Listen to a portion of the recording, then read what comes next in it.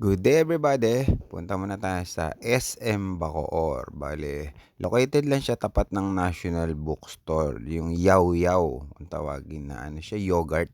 Pinipilahan talaga 'to dito kasi masarap siya, eh. Kasi ang ano niya, may mga fruits.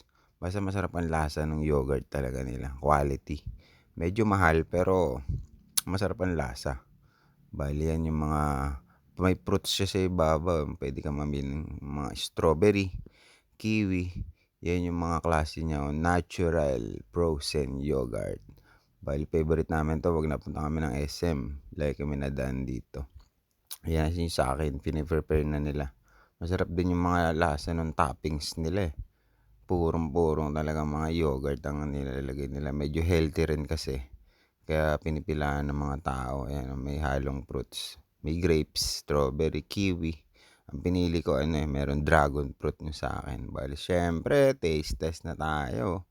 First bite, sarap, grabe. Thanks for watching, don't skip ahead.